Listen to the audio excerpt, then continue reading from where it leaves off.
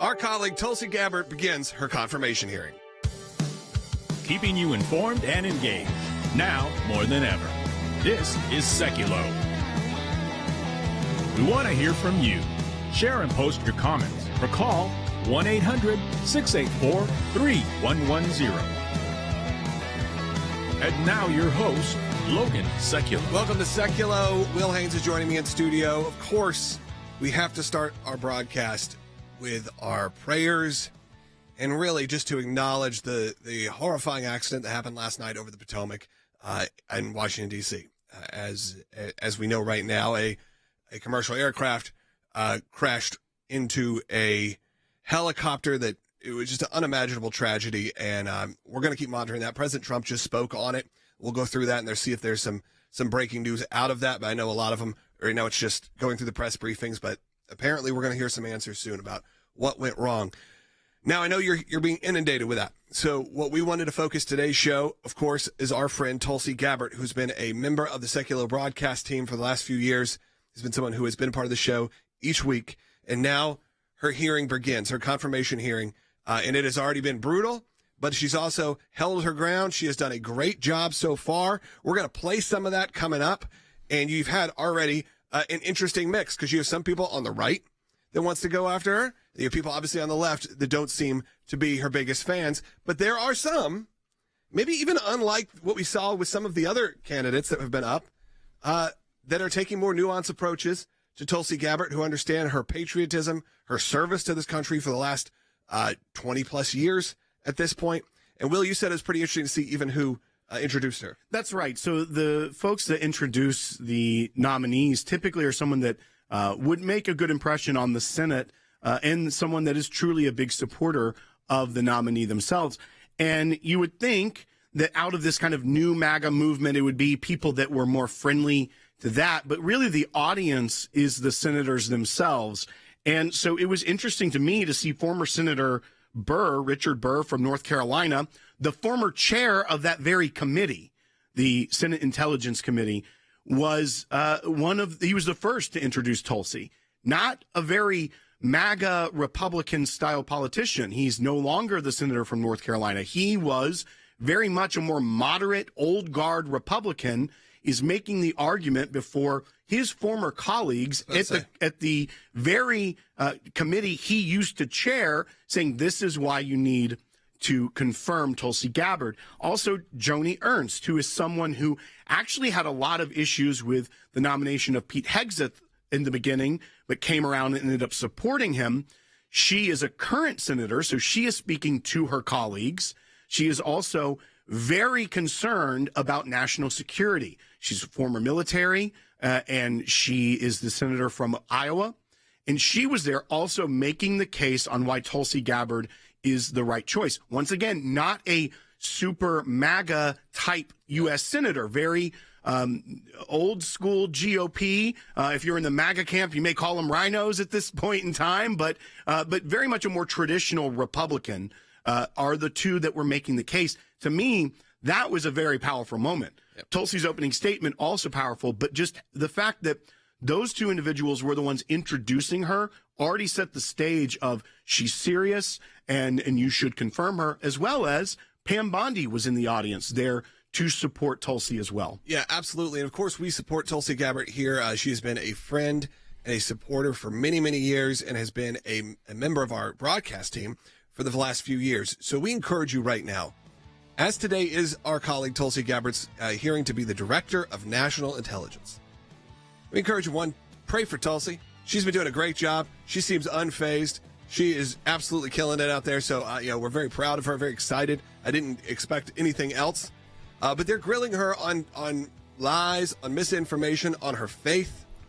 And we're going to discuss that coming up. And actually, I think in the next segment, because many of you have not seen this yet because it has been delayed because of the crash and all of the things that have happened over the last day, I'd like to play for you her opening statement. So coming up in just a minute, you're going to hear that. We're going to set it up when we get back. Phone lines are open for you. What do you think about Tulsi Gabbard? Do you support her? I know, obviously, she's somewhat of a controversial figure, but has been a friend of ours. 1-800-684-3110. And support the work of the ACLJ. You can also sign the petition to help secure her nomination. Chuck Schumer admitted a few years ago, quote, "You take on the intelligence community, they have 6 ways from Sunday at getting back at you." For too long, faulty, inadequate, or weaponized intelligence have led to costly failures and the undermining of our national security and God-given freedoms enshrined in the Constitution. FISA was used illegally to obtain a warrant to spy on Trump campaign advisor Carter Page, using a Clinton campaign-funded false dossier as their so-called evidence. Biden campaign advisor Tony Blinken was the impetus for the 51 former senior intelligence officials' letter dismissing Hunter Biden's laptop as disinformation specifically to help Biden win the election. Former DNI James Clapper lied to this committee in 2013, denying the existence of programs that facilitated the mass collection of millions of Americans' phone and internet records, yet was never held accountable. Under John Brennan's leadership, the CIA abused its power to spy on Congress, to dodge oversight, lied about doing it until he was caught, and yet has never been held responsible. Under Biden, the FBI abused its power for political reasons to try to surveil Catholics who attend traditional Latin Mass, labeling them as quote-unquote radical traditionalist Catholics. Personally, just 24 hours after I criticized Kamala Harris and her nomination, I was placed on a secret domestic terror watch list called Quiet Skies. More than 50 former intelligence officers, many of whom still held a top secret clearance, wrote a letter invoking their credentials to make false claims about Hunter Biden's laptop, likely being Russian disinformation. Do you agree that this was an example of intelligence professionals abusing and politicizing their past positions and credentials? It is an example of what needs to end and why the American people elected President Trump to bring about those necessary reforms.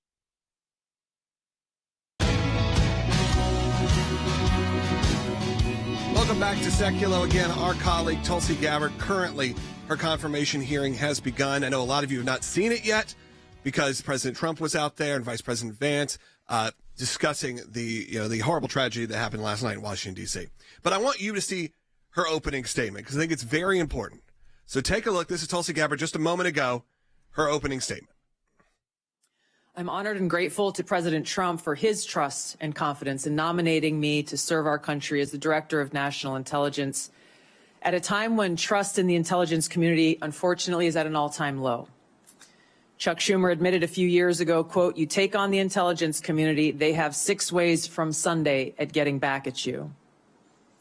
For too long, faulty, inadequate, or weaponized intelligence have led to costly failures and the undermining of our national security and God-given freedoms enshrined in the Constitution.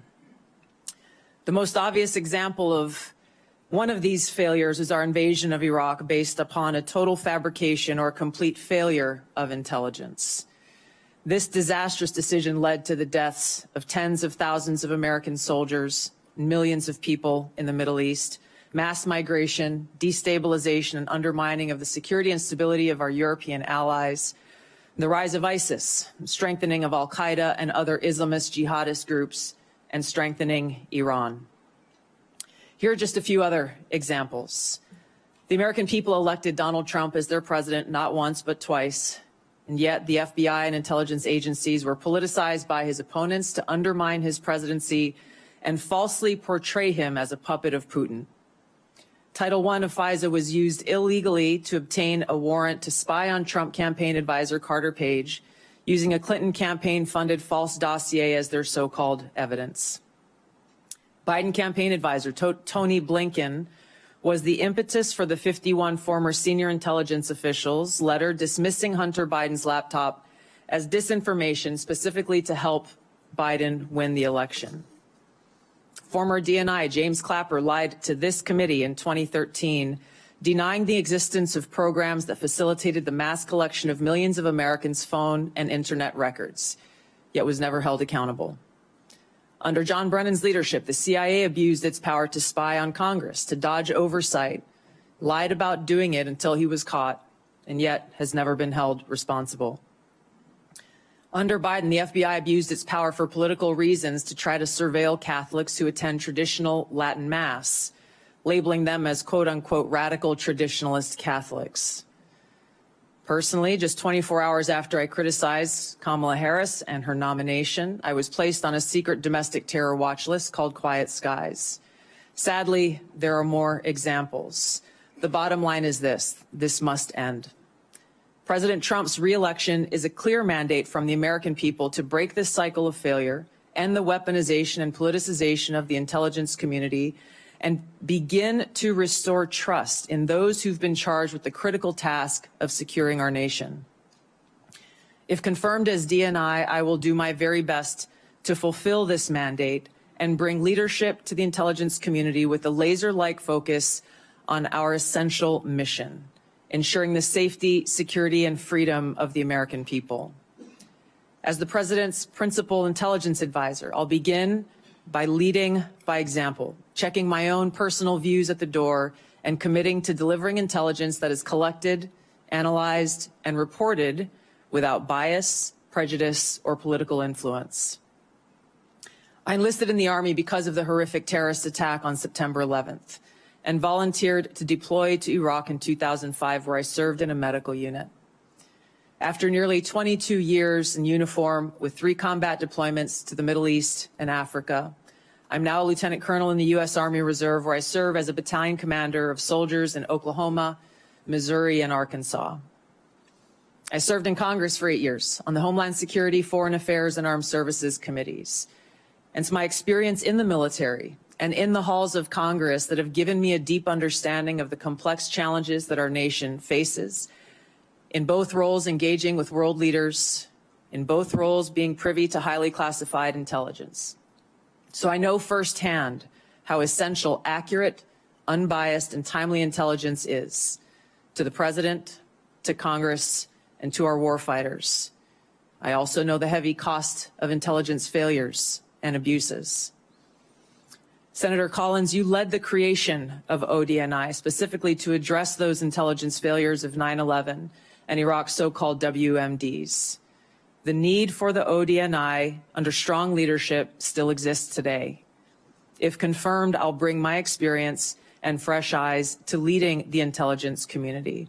And my day one priorities will be to assess the global threat environment, identify where gaps in our intelligence exist, integrate intelligence elements, increase information sharing, and ensure that unbiased, apolitical, objective collection and analysis to support the President and policymakers' decision-making occur.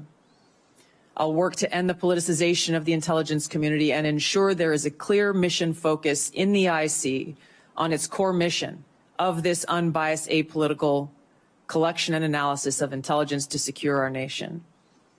I'll work to rebuild trust through transparency and accountability. This is a national security imperative. And I'll work to assess and address efficiencies, redundancies, and effectiveness across ODNI to ensure focus of personnel and resources is on our core mission of national security. Now, in my meetings that I've had with many of you, you expressed bipartisan frustration about recent intelligence failures as well as the lack of responsiveness to your requests for information. Whether it's the surprise October 7th Hamas terrorist attack, to the sudden takeover of Syria by Islamist extremists, failures to identify the source of COVID, anomalous health incidents, UAPs, drones, and more. If confirmed, I look forward to working with you to address these issues. Ensuring the safety, security, and freedom of the American people is a mandate of leadership that rises above partisan politics. If confirmed, my commitment to the President, to you, and to the American people is this: I will do my very best to find the truth, no matter where it leads, and share that truth with President Trump, his advisors, and you in Congress, providing you with that unbiased, timely, and accurate intelligence as you make the tough decisions that'll impact the safety, security, and freedom of the American people. Now, before I close, I want to warn the American people who are watching at home. You may hear lies and smears in this hearing that'll challenge my loyalty to and my love for our country. Those who oppose my nomination imply that I am loyal to something or someone other than God, my own conscience, and the Constitution of the United States, accusing me of being Trump's puppet, Putin's puppet, Assad's puppet, a guru's puppet, Modi's puppet, not recognizing the absurdity of simultaneously being the puppet of 5 different puppet masters. The same tactic was used against President Trump and failed. The American people elected President Trump with a decisive victory and mandate for change. The fact is, what truly unsettles my political opponents is I refuse to be their puppet. I have no love for Assad or Gaddafi or any dictator. I just hate al-Qaeda. I hate that we have leaders who cozy up to Islamist extremists, minimizing them to so-called rebels. As Jake Sullivan said to Hillary Clinton, quote, al-Qaeda is on our side in Syria. Well, Syria is now controlled by an al-Qaeda offshoot, HTS, led by an Islamist jihadist who danced in the streets on 9/11 and who was responsible for the killing of many American service members. Democrat senators in the past resorted to anti-Christian bigotry against some of President Trump's judicial nominees like Amy Coney Barrett and Brian Boucher. I condemn those actions as a Democrat in Congress at the time, as religious bigotry must be thoroughly condemned by all of us, no matter the religion. Unfortunately, there are some Democrat senators who still don't understand the principle of freedom of religion and Article 6 of the Constitution. Quote, no religious test shall ever be required as a qualification to any office or public trust under the United States. Unfortunately, they're once again using the religious bigotry card, but this time trying to foment religious bigotry against Hindus and Hinduism. If anyone is sincerely interested in knowing more about my own personal spiritual path of Hinduism, I welcome you to go to my account on X, where I'll share more on this topic. If confirmed as Director of National Intelligence, I will continue to live by the oath that I have sworn at least 8 times in my life, both in uniform and as a member of Congress. I will support and defend our God-given freedoms enshrined in the Constitution of the United States against all enemies, foreign and domestic, and I will bear true faith and allegiance to the same. Thank you very much for your time. I look forward to your questions. That was our colleague's opening statement. Tulsi Gabbard, as she sets her confirmation hearing, begins to be the Director of National Intelligence, and I cannot be more impressed by that statement. And I feel like the comments I'm seeing right now on our YouTube channel and on Rumble and on social media say the same. So a lot of people are very excited that she will be there. We got to really make sure she gets confirmed, because it's going to be a tough battle. I encourage you to sign our petition right now. Go to aclj.org/sign. And, of course, I encourage you to say a prayer for Tulsi, as it is ongoing and happening right now. We'll be right back. This new year starting in tragedy. At least 15 dead and dozens injured after police say a man intentionally plowed his car into a crowd in the busy French Quarter of New Orleans on Bourbon Street. Biden's weak national security apparatus led to 2 deadly terrorist attacks on New Year's Day. We knew with the Biden administration, if you just gave it time, full term now, that you would see these returns happen.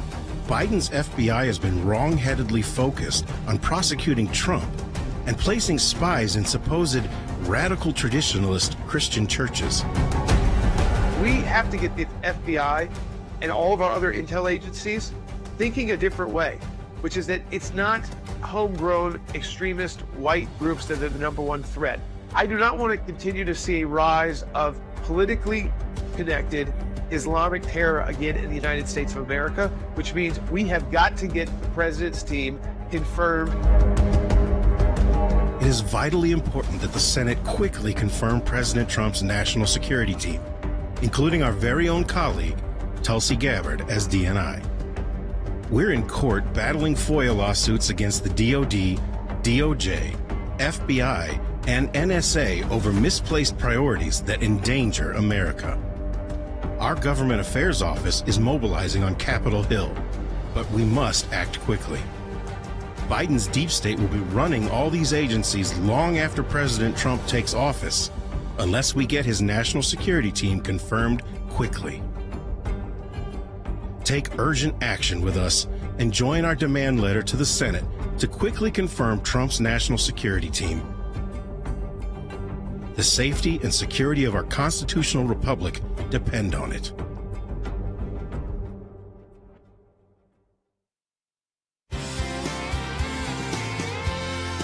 Welcome back to Sekulow. I did want to show you that opening statement from Tulsi Gabbard just so you have a frame of reference. You know, a lot of people did not get to see it.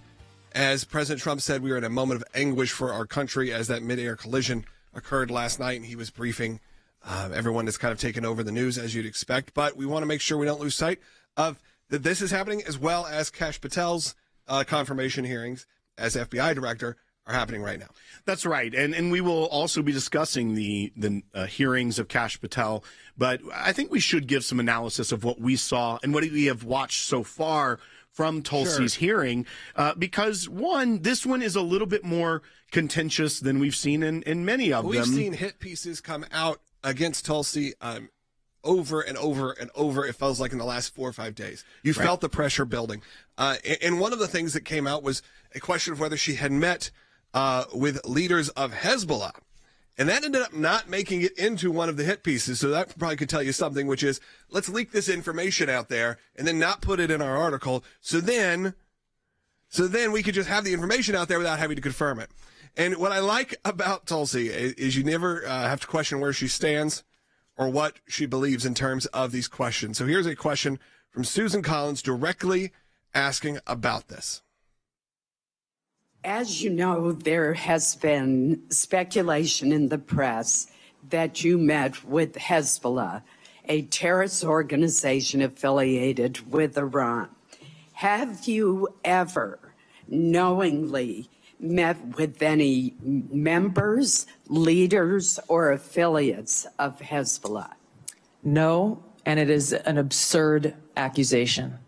That is another mic drop moment where you can't be any clearer. That is the least politician answer I've ever heard. Because usually it'd be like, well, not to my knowledge, I would have not, come up with some sort of answer that included some loopholes if you needed it. That's right. But no, Tulsi came out there and said no, and it's an absurd accusation because they are making stuff up.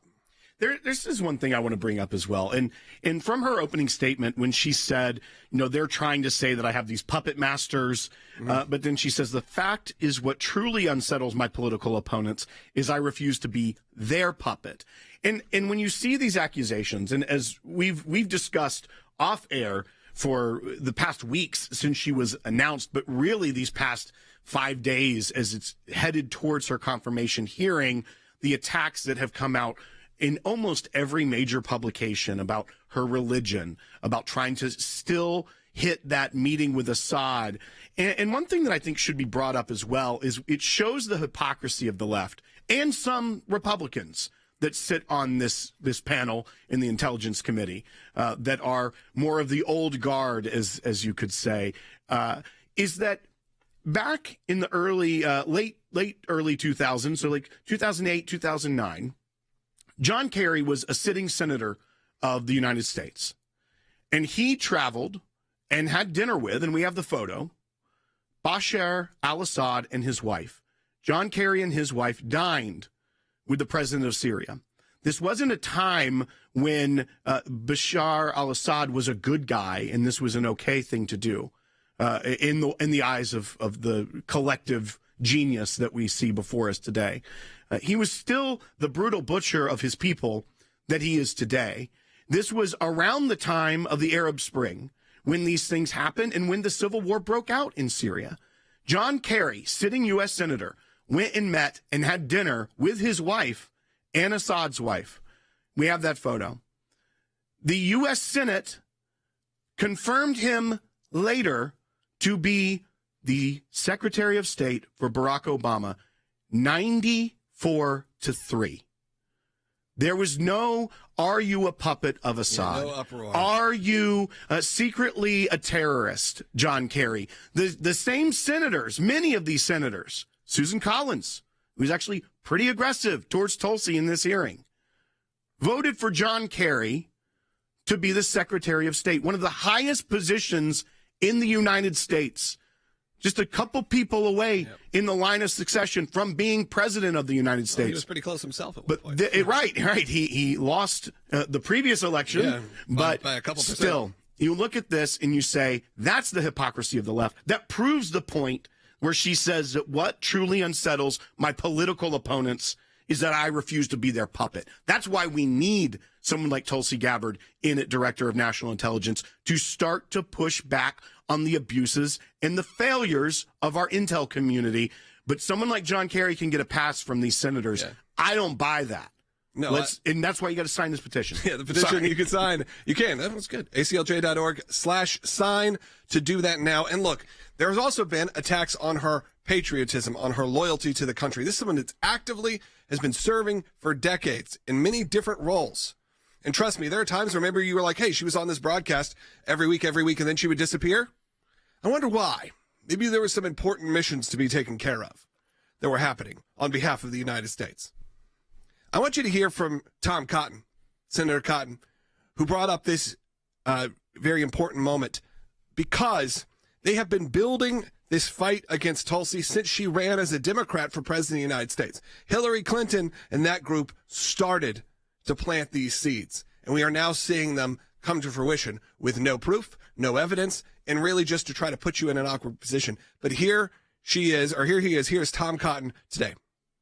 I'm dismayed by the attacks on Ms. Gabbard's patriotism and her loyalty to our country. For instance, Hillary Clinton has smeared Ms. Gabbard, calling her an asset of a foreign nation. Let me remind everyone that Ms. Gabbard has served in our Army for more than 2 decades. She has multiple combat tours, and she still wears the uniform to this day. She has undergone 5 FBI background checks. I spent more than 2 hours last week reviewing the latest, putting eyes on more than 300 pages. It's clean as a whistle. So thanks to Senator Cotton for that, for saying what needed to be said, which was what? She not only has worn the uniform, still wears the uniform, has undergone 5 FBI background checks. And you may wonder, and this is just a personal thing that you may know about her, is obviously if you look at Tulsi Gabbard, she has a gray streak in her hair. And a lot of people think that's a cool, like, fashion statement, or maybe it's just how it was. It was not like that before she went to war, before she was serving during the War on Terror. When it got back, they believe that that is something that was caused from traumatic stress. And she has decided to wear that proudly. Okay? This is not somebody who we need to be questioning like this, to be just feeding lies to. And look, it's going to be close. I'm not going to lie to you and say it's not going to be close. So we need your help. Sign that petition right now. And Will, you can explain why it's important to sign the petition. This is not just putting your name on a document that's just going to float into the ether. We are taking action. That's right. And many of you may not know that ACLJ has an office right on Capitol Hill, that we have a government affairs team that goes to Congress and lets them know what the members, the donors, and those of you that watch this broadcast or listen, that what y'all want to happen in the Senate. When you sign this petition, we go to these senators that will be taking a vote on Tulsi Gabbard's nomination and say, here are the people from your state, your constituents that elected you, that want you to confirm Tulsi Gabbard. Go to aclj.org/sign, make your name heard, your voice heard to your senator, and say, we want Tulsi Gabbard as the next Director of National Intelligence. That is what the ACLJ can help you do. We can go to these senators and let them know, confirm her. Yep, and we have another half hour coming up, so make sure you join us. If you don't get us on your local station, find us broadcasting live on YouTube, Rumble, ACLJ.org, Salem News Channel. Be right back. We'll also take your calls at 1-800-684-3110. Some people think champions are born, that it's a title that requires something only a handful can ever possess. There are times in our lives that we are called, every one of us, to step up and serve a cause greater than ourselves. Even when the loudest voices in the room say it's wrong, that it can't be done. It can be a difficult stand, but it's one any of us can make, including you. You can be the change. You can make that difference. You can be a champion. We cannot do what we do without you. By becoming a monthly donor, you can become a champion of life. A champion of liberty, a champion of freedom. Please join us. Become an ACLJ champion today.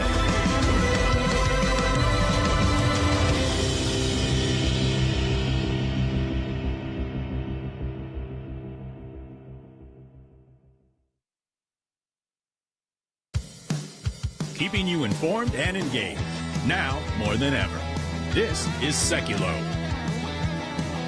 And now your host, Logan Sekulow. Welcome back to Sekulow. Second half hour coming up for the day. If you missed the first half, you can find it archived on ACLJ.org on our podcast, Sekulow Podcast, or on YouTube, Rumble, or however you get your podcast. We are there, archived later on. I did want to bring up, we are currently monitoring Tulsi Gabbard's confirmation hearing. Our colleague, our friend, someone who's been on this show for a number of years now, giving us her very unique insight as someone who serves the country, as someone who's served the country in many different roles, and now is up to be potentially, if confirmed, the Director of National Intelligence. Pretty amazing to see that happen. Now, Will, there are some questions coming in, and I think we need to answer this because people have asked about RFK, where things are with that. Kash Patel is currently up. This is just round one, if you will. There's still quite time. People are asking, like, is the vote tonight? When will this happen? We've got a little ways out. That's right. So when you look at these hearings, this is just the first part. They get a hearing scheduled. Sometimes there are follow-ups. I know that there will be some closed-door, more classified settings for this role specifically.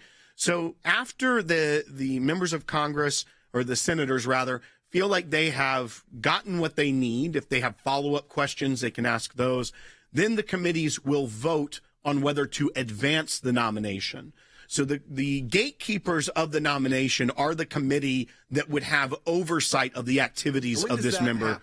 That takes time. Right. It depends on how long their follow-up questions, or if sometimes, as you've seen with Supreme Court justices going before the Senate Judiciary Committee, which are also confirmed by the Senate, in the Brett Kavanaugh issue, they had the hearing, and then they said, we need to have another hearing. Right. So none of that is off the table. There isn't a constitutional or statutory timeline, but once they do choose to advance it, I mean, they can sit on it. If they decide not to. Yeah, I don't think there's a scheduled time right now. Right. It could be weeks from now. And hopefully not. Even as you saw with RFK Jr. yesterday, he had a hearing in the Finance Committee, but today he's before the Health and Human Services Committee. So he actually had to appear before two committees, and I believe only one has to advance his nomination, but it gets a little bit hairier there. What you could see, though, is once the questions have been, the follow-up questions or any other issue has been resolved, the committee will take a vote. Sometimes the chairman that wants to advance it will hold off trying to convince maybe a Susan Collins or a John Cornyn, which could tank her nomination when you have narrow majority on the committee to try and convince them otherwise. So I expect what we've seen is there is not a scheduled committee vote on this week, or I believe even next week. So it could be a couple weeks before they even decide to try and advance her nomination. But that could also change by her performance today. If she is able to satisfy some senators, or some senators are told by their other colleagues, what are you doing here?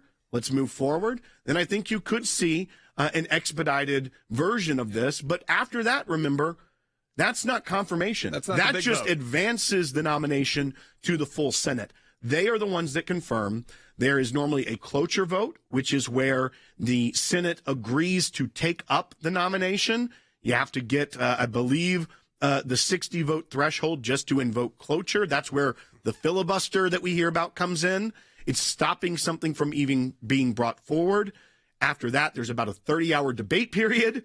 And then finally, unless the Democrats say, let's just get rid of the time limit, then you finally get a full Senate confirmation vote once it is scheduled, and you only have to get to 51. I didn't know what I was asking. I'm sorry, because that was you had to take a breath, man. That's intense. But hopefully that does answer I can't imagine it didn't answer your question. Hopefully that does. We are going to take your phone calls on this and Kash Patel's confirmation hearing. Harry Hutchinson's joining us in the next segment. Give me a call, 1-800-684-3110. If you're watching on Salem News Channel, YouTube, Rumble, wherever it is, you can call in. I'd love to hear from you. Also, throw a comment in. If you don't know what to comment, tell me where you're watching from, because a lot of you are engaged in this. And we also know that about half the people that watch this show each and every day have never seen us before.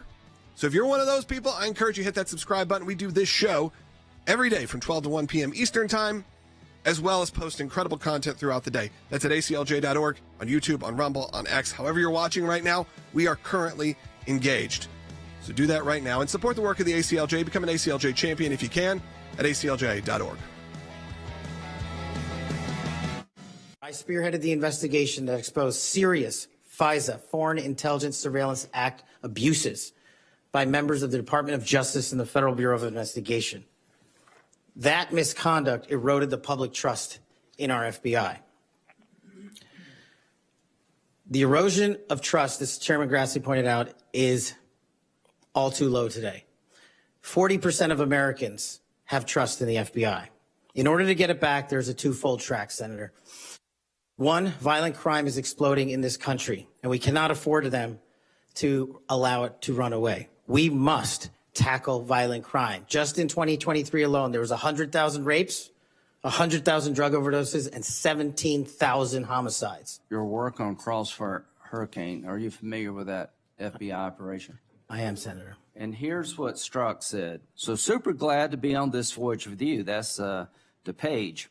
And Page responds a couple of months later, he's not ever going to be President, right? Talking about Trump. Strzok, no, he won't. We'll stop it. Is it fair to say that the people in charge of investigating Crossfire Hurricane hated Trump's guts? Well, you don't have to take my word for it. That statement, along with the statements from the sources. Are those days over in the FBI, you hope? Well, if they're not, they will be. The FISA court rebuked the FBI. Are you aware of the fact that an FBI lawyer went to jail because he misled the court by manipulating a email from the CIA? I am. Do you believe that Crossfire Hurricane was one of the most disgusting episodes in FBI history of a corrupt investigation led by corrupt people who wanted to take Donald Trump down? Yes, sir. You think that's why you're in this chair today, to fix that? I think that's a big Without Crossfire Hurricane, this guy wouldn't be here.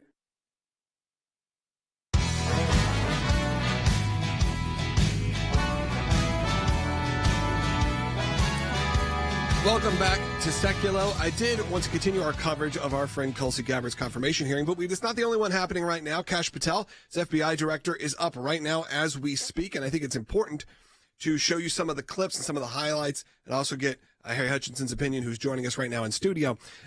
One of the big things you've always heard the ACLJ talk about over the last few years has been our support for these whistleblowers, Will. There's whistleblowers who have courageously made statements but have suffered the consequences, sometimes unjustly.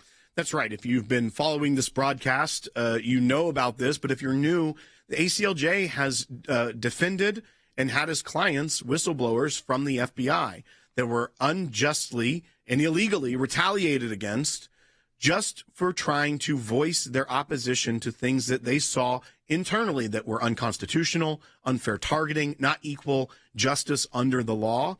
And they had their homes, basically, then their lives ripped apart. One was reassigned across the country. The FBI was moving his possessions and his family's possessions. And then they put him on a suspended situation, no pay. And then his belongings were placed in storage. They were held. Because they were in the custody of the FBI. He couldn't even get his own personal property back. And his they families. were left homeless. Yeah, his family's clothing and their furniture and everything that they owned was being held. So this is where the FBI, I guess to quote Kash Patel, sort of eroded the trust of a lot of people. And we need to get that restored. And Kash Patel is currently, again, up for his hearing right now. We think likely that he will be confirmed. But let's hear from Senator Grassley asking questions specifically about the whistleblowers. Will you protect whistleblowers from retaliation, unlike former Director Wray, and promote a culture at the FBI that values whistleblowers' important contributions? Absolutely, Mr. Chairman. I share in your beliefs about the importance of whistleblowers. So we've spent a lot of taxpayers' money ruining whistleblowers. Will you commit to ensuring that no taxpayer money will be used to identify and retaliate against whistleblowers? Senator, if I'm confirmed, it will not. Okay.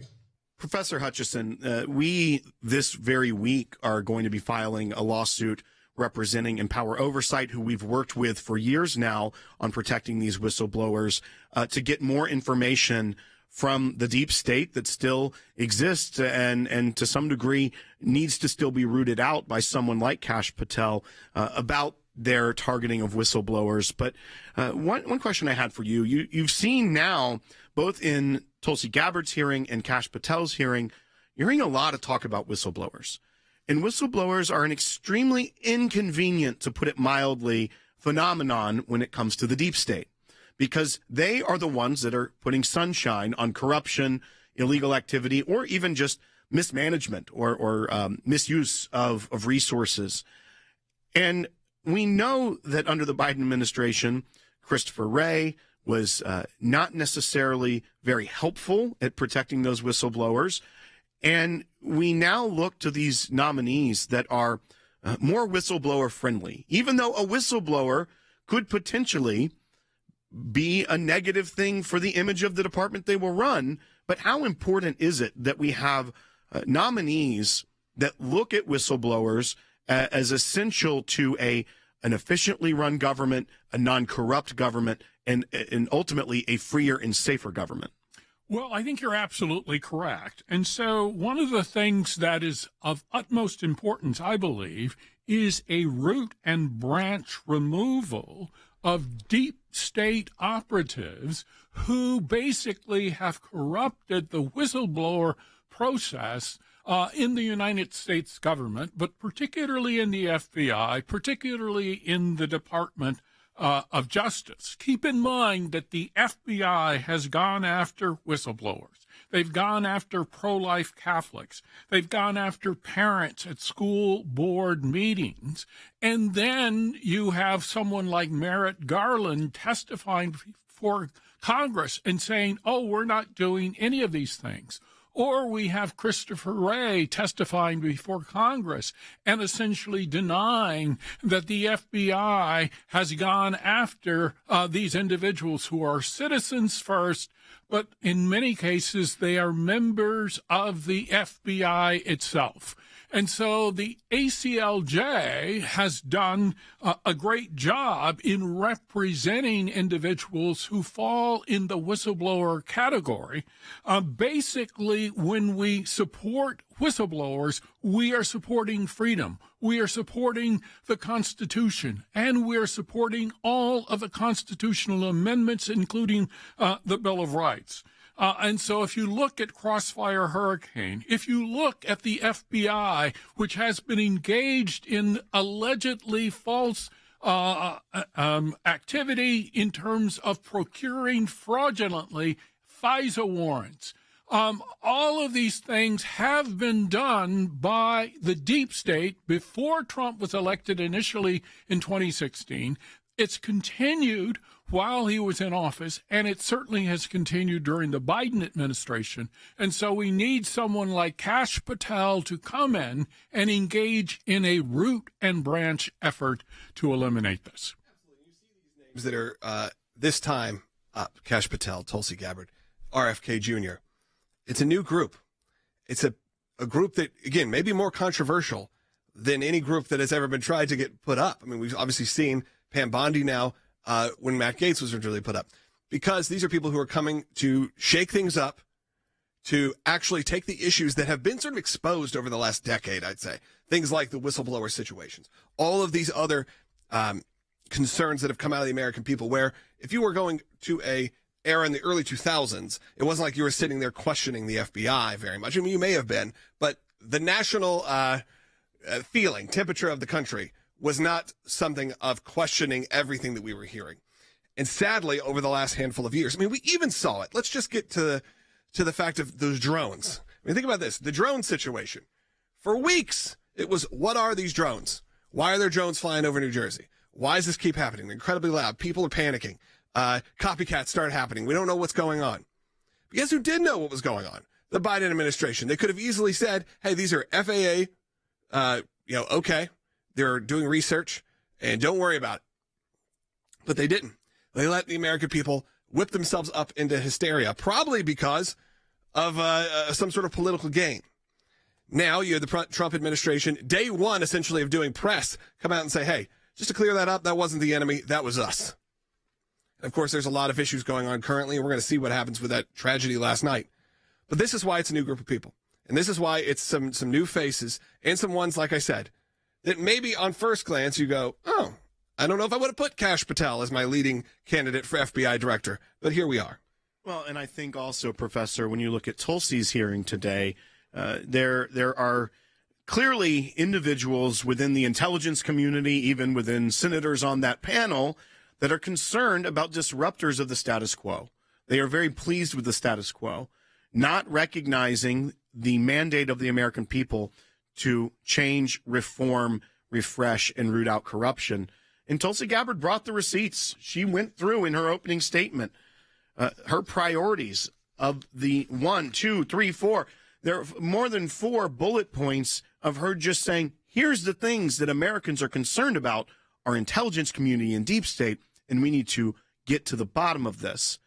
And if that falls on deaf ears of any senator on that committee, I think that they're in for a rude awakening when they run for re-election.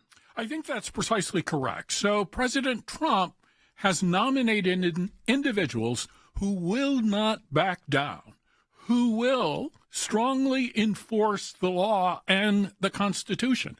And that is precisely what many of the senators are afraid of. They don't really want the Constitution interpreted fairly. They want inside information. They want to control the American people. So if you look at Pam Bondi, if you look at Tulsi Gabbard, Kash Patel, and others, they are prepared to basically be incredibly transparent with the American people and to support their officials when they are right. So, for instance, they are prepared to allow whistleblowers to move forward. And I think that's a refreshing movement on behalf of the American people. Absolutely. And phone lines are open for you. If you just heard that from Professor Hutchinson or any of the comments that we've had today, I would love to hear from you and get your point of view. Kash Patel, Tulsi Gabbard, this whole group, what do you think? 1-800-684-3110. You don't have to agree with us. If you're respectful, I'm happy to take your question or comment. 1-800-684-3110. And a lot of you are just joining us right now. We're going to play a lot of clips coming up in the next segment as well as take calls. So you're going to see more from Tulsi's confirmation hearing, maybe some from Kash Patel's as well. Give us a call, though, if you want to be on the air, 1-800-684-3110. We'll do our best to get to you. Today, again, our colleague, Tulsi Gabbard, you can't stress enough how important this is to us. She is a friend. She is a colleague. She's someone that we obviously have gotten along with for the last few years and have known her family for a very, very long time, decades and decades. So I encourage you to sign that petition to support Tulsi Gabbard and say a prayer for aclj.org/sign. It's SIGN, or sign or scan the QR code right now that you see on the screen if you're watching, and you should be watching. Check us out, aclj.org. We'll be right back with your calls, comments, and more from the confirmation hearings. This new year starting in tragedy. At least 15 dead and dozens injured after police say a man intentionally plowed his car into a crowd in the busy French Quarter of New Orleans on Bourbon Street. Biden's weak national security apparatus led to 2 deadly terrorist attacks on New Year's Day. We knew with the Biden administration, if you just gave it time, full term now, that you would see these returns happen.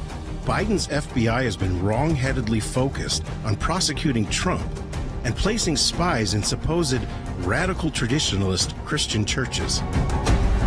We have to get the FBI and all of our other intel agencies thinking a different way, which is that it's not homegrown extremist white groups that are the number one threat. I do not want to continue to see a rise of politically connected Islamic terror again in the United States of America, which means we have got to get the president's team confirmed. It is vitally important that the Senate quickly confirm President Trump's national security team, including our very own colleague, Tulsi Gabbard, as DNI. We're in court battling FOIA lawsuits against the DOD, DOJ, FBI, and NSA over misplaced priorities that endanger America. Our Government Affairs Office is mobilizing on Capitol Hill, but we must act quickly. Biden's deep state will be running all these agencies long after President Trump takes office, unless we get his national security team confirmed quickly. Take urgent action with us and join our demand letter to the Senate to quickly confirm Trump's national security team. The safety and security of our constitutional republic depend on it.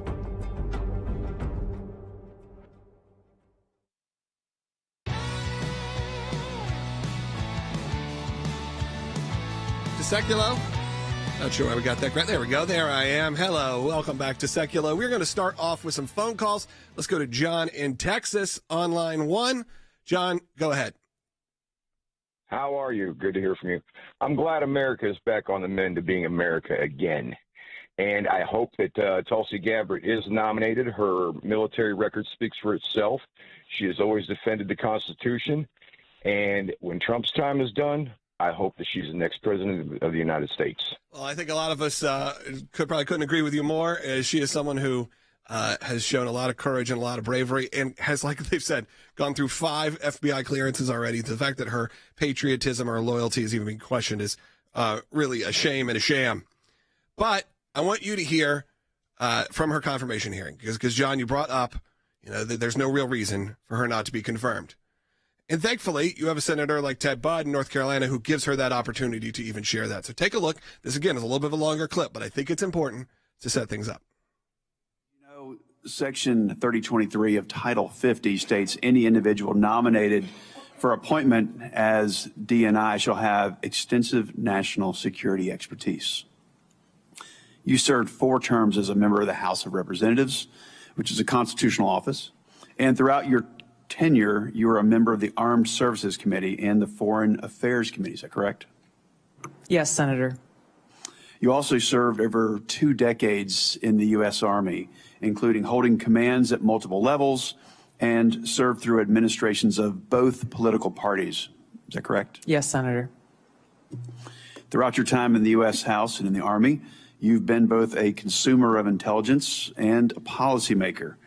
How important is it for the intelligence community to provide timely, relevant, factual, and objective intelligence to policymakers? Senator, it is nothing less than a matter of our national security. Too often in the multitude of intelligence failures that our country has seen, that objective has not been met. Now, CIA Director Ratcliffe talked about in his testimony before this committee how the CIA's own internal metrics have shown that analytic objectivity has gone down within that organization.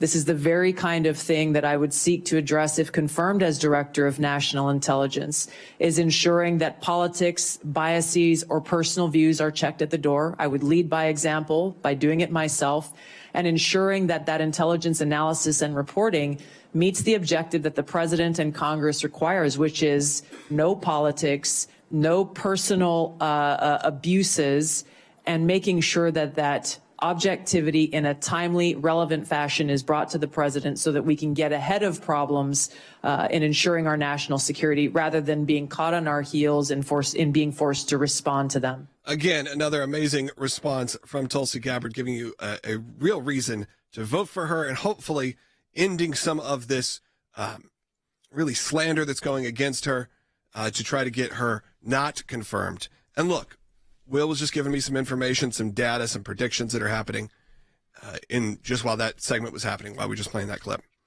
Right now, it is massively important for you to go sign that petition at aclj.org/sign, to call your representatives, to get involved in this. If you want to see Tulsi Gabbard as the Director of National Intelligence, I have no doubt that she will put the American people and your families first in terms of safety, security, and with all of our nation's sometimes best and worst kept secrets, and to make sure that she gets this. So right now, I encourage you just to do that. I think she's there for a very important reason, and we need her. So go to aclj.org and sign the petition. I want to highlight one thing she just said in that clip. The CIA's own internal metrics have shown that analytic objectivity has gone down within that organization.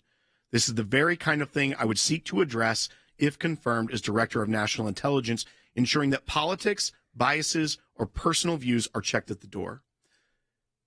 Who in their right mind could disagree with that? Yet they are trying to go after her. Why? Because I think they're afraid of being forced to do their job objectively. Yep. That is terrifying when you think of our intelligence community fighting against someone when the own internal data show that their analytic objectivity is going down within the CIA. That is the opposite of what should happen in our intelligence community meant to keep us safe. The founders of this country would be mortified by hearing something like that, and then also seeing the attack from members of this bureaucratic deep state, the rumor, the slander that is being fed to every publication that is printing it with anonymous sources. Yeah, printing or leaking. With no real hard fact, not even getting statements to the contrary, journalistic malpractice. They would be completely mortified, the founders would, of what is taking place today. I think it's also important to play this clip from, this is Josh Hawley talking to Kash Patel during these hearings, because what is really cool to see in this moment, to be honest, we can at least end with some positivity, is that all the topics we talk about on this broadcast, whether it's the whistleblowers, whether it's pro-life activism, whether it's religious freedom or Christian representation, they're coming up in these hearings. And you're liking the answers. And it's been a little while since we've heard that. So I want to play this, Bite 17. This is, again, Kash Patel. First, Josh Hawley, and then Kash Patel. Let me ask you this. Do you think it's appropriate for the FBI to target people of faith, particularly those who hold pro-life convictions? Do you think it's appropriate for the FBI to single out and target people of faith in order to discourage the exercise of their First Amendment rights? There can never be a targeting by law enforcement just based on their people's faiths. And yet, under this last administration, the FBI and DOJ together brought numerous prosecutions under the FACE Act for nonviolent protests. President Trump has recently pardoned some of these folks, but it also includes individuals like Mark Houck from Philadelphia region, from Pennsylvania, who had an FBI SWAT team arrive at his door in the early hours of the morning, armed, of course, terrorizing him and his children, took him into custody. They charged him with a FACE Act violation. Why? Because he took his young son to a peaceful demonstration outside an abortion clinic. When his young son was shoved to the ground, he defended him. Mark Houck was acquitted by a jury, acquitted. Nevertheless, the FBI used their full resources, including a SWAT team, to try and terrorize him. Meanwhile, how many churches that were firebombed or pregnancy care centers that were firebombed, how many of them were protected by the last administration? Just about zero. It is an unbelievable instance of targeting. Mr. Patel, will you end this targeting? If you get to the FBI, if you are confirmed, will you end it? And will you make clear to all agency personnel that there can be no targeting on the basis of religious belief, and this will never happen again in the United States of America, at least not under your watch? Senator, if confirmed, and it speaks to an issue we were talking about earlier, there will be no such targeting if I'm confirmed as FBI director. Direct answers. There will be no such targeting if I'm confirmed as FBI director. And we obviously heard very similar things with Tulsi Gabbard. Did you meet with these people? No. And it's absurd. It's refreshing to hear those kind of answers. I'm asking you to put up the graphic right now to sign the petition, because right now we got 35 seconds, and I want to give you guys that opportunity to scan that QR code and do it right now, because I think this is immensely important. Today, as I said, our colleague Tulsi Gabbard's hearing to be President Trump's Director of National Intelligence, with the United States Director of National Intelligence, not just President Trump's. The deep state and the radical left have unleashed a firestorm of attacks on her, and we got to help it.